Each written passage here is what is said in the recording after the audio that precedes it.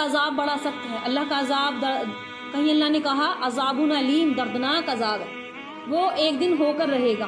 تو ایسا نہیں ہو سکتا، نیک اور برے برابر نہیں ہو سکتے. ہاں یہ ہو سکتا ہے کہ چلتے چلتے گناہوں کی زندگی میں انسان بتا رہا ہو لیکن اسے معلومات نہ ہو، پھر اللہ نے اسے ہدایت دے دی اور راہ راست پر آ گیا، تو اللہ بڑا غفور الرحیم ہے، 70 ماہوں سے زیادہ پیار کرنے والا، محبت کرنے والا ہے اپنے بندوں سے. جب بندے نہیں مانتے تو کیا کرنا ہے؟ جنت بھی بنی ہے، جہنم بھی بنی ہے. جنت میں اچھے عمل کرنے والے جنت میں جائیں گے، اور فقراء غریب وہ بھی جو اچھے عمل کریں گے.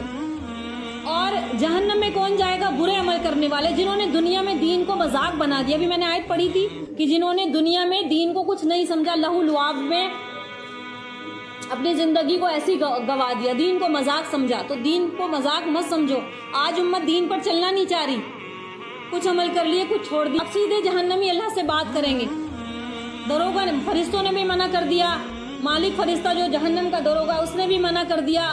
تو آخر میں اب جب وہ عاجز آ جائیں گے لوگ تو اللہ تعالیٰ سے کہیں گے، اللہ رب العالمین جو سخت ترین عذاب دینے والا ہے اس سے فریاد کریں گے، اور پہلی بار اللہ تعالیٰ سے عرض کریں گے ربنا امتینا اثنتین واحیتنا اثنتین فاعترفنا بذنوبنا فهل الى خروج من سبیل. یہ سورہ مومنون کی آیت ہے. اے ہمارے پروردگار، اب جہنمی کیا کہہ رہے ہیں؟ توجہ دو بات پر. اے ہمارے پروردگار، تو نے ہمیں دوبارہ مارا اور 2 بار ہی زندہ کیا. اب اپنے گناہوں کا ہم اقرار کرتے ہیں، تو کیا اب کوئی نکلنے کی راہ ہے؟ ہم نے اپنے گناہوں کا اقرار کر لیا، اب کوئی راہ ہے، کوئی راستہ ہے نکلنے کا؟ اب اللہ تعالیٰ الفاظ میں اللہ تعالیٰ اب اس بات کا جواب دیں گے جہنمیوں سے کہ کیا جواب دیں گے؟ ذالک بأنہ اذا دعی اللہ وحدہ کفرتم ان یشرک بہ تؤمنوا فالحکم للہ العلی الکبیر. یہ سورہ مومنون کی آیت ہے.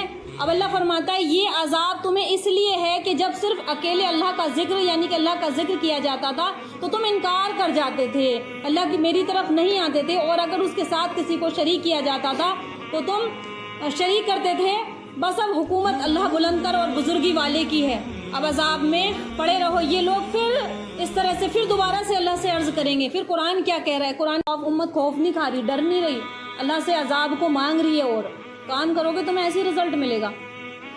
سورہ سجدہ کی آیت دوسری جگہ ربنا ابصرنا وسمعنا فرجینا نعمل صالحا انا موقنون. اللہ سے فریاد کر رہے ہیں، دعا مانگ رہے ہیں. قرآن کیونکہ ہم لوگ پڑھتے ہیں سمجھتے نہیں ہیں نا. یہ سورہ سجدہ کی آیت ہے. اب وہ اپنی زبان میں گڑ گڑا رہے ہیں، اللہ سے مانگ رہے ہیں. کیا مانگ رہے ہیں اللہ سے؟ اللہ جہنم سے آزادی دے دے، اللہ یہاں سے نکال دے، اللہ کوئی راہ نکال دے، اللہ کوئی راہ بنا دے. تو اللہ سے کہہ رہے اے ہمارے رب، اے ہمارے پروردگار، ہم نے دیکھ لیا، ہم نے سن لیا، اب تو ہمیں واپس دنیا میں بھیج دے. اے اللہ وہ ہم نیک عمل کریں گے، بے شک ہم یقین کرنے والوں میں ہیں. اللہ تعالیٰ سے فریاد کرتے رہیں گے، لوگ چلاتے رہیں گے، چیختے رہیں گے، اللہ ہمیں یقین آ گیا، ہم نے دیکھ لیا، اب تو ہمیں واپس بھیج دے دنیا میں، اب ہم نیک عمل کریں گے اور تیرے حکم پر زندگی گزاریں گے، بے شک ہمیں یقین آ گیا، بے شک ہم یقین کرنے والوں میں سے ہیں. تو اللہ جواب دے گا اس بات کا. قرآن نے کیا کہا ہے اس بات کو؟ ترجمہ سنو اس کا. یہ بھی سورہ سجدہ کی ہی آیت ہے. اب تم اپنے اس دن کی ملاقات کو فراموش کر دینے کا مزہ چکو، ہم نے تمہیں بھلا دیا، اپنے کیے ہوئے اعمال کی شامت سے ابدی عذاب کا لطف اٹھاؤ، ہمیشہ ہمیشہ کے عذاب میں گرفتار ہو جاؤ. جیسے تم نے ہمیں دنیا میں بھلا دیا تھا ایسے ہی آج تو ہم نے تمہیں آج عذاب میں مبتلا کر دیا اور تم اسی میں پڑے رہو، ہمیشہ ہمیشہ کی ناکامی. وہاں پر عذاب اور ذلت اور رسوائی ہے، وہاں چھٹکارا نہیں ملے گا. یہاں اپنی جان چھڑا سکتے ہیں، وہاں نہیں چھڑا پائیں گے. دوسری جگہ پر اللہ نے قرآن مجید کی آیت ہے سورہ ابراہیم کی ربنا اخرنا الی اجل قریب نجیب دعوتک ونتبع الرسول. اے ہمارے رب، ہمارے پروردگار، ہمیں تھوڑی سی مدت مہلت دے دے، ہم تیری تبلیغ مان لیں گے، تیرا کہنا مان لیں گے، تیرے بتائے ہوئے راستے پر چلیں گے اور تیرے پیغمبروں کی فرما برداری میں لگ جائیں گے، ایک موقع دے دے۔ گزارش ہو رہی ہے اللہ تعالیٰ سے، کس کی؟ جہنمیوں کی، کہ اللہ ایک موقع دے دے، پھر دوبارہ دنیا میں بھیج دے، ہر وہ کام کر کے آئیں گے جو تیرے رسول نے بتائے تھے۔ اللہ تعالیٰ ان سے جواب دے گا۔ اللہ کا جواب قرآن مجید کے ذریعے سے کیا ہے؟ اللہ فرمائے گا، یہ سورہ ابراہیم کی ہی آیت ہے، اولم تکونوا اقسمتم من قبل ما لکم من زوال، کیا تم اس سے پہلے بھی قسمیں نہیں کھا رہے تھے؟ اس سے پہلے بھی دنیا میں تم بہت قسمیں کھایا کرتے تھے، نہیں ہم قسم کھاتے، ہم یہ گناہ نہیں کریں گے، ہم قسم کھاتے تھے، بڑی بڑی قسمیں کھاتے ہیں لوگ۔ اللہ ہدایت دے، ہماری زبان کو اللہ پاک صاف کرے۔ کیا تم اس سے پہلے بھی قسمیں نہیں کھا رہے تھے؟ تمہارے لیے دنیا سے ٹلنا ہی نہیں ہے، تمہارے لیے دنیا سے تمہارے لیے ٹلنا ہی نہیں ہے۔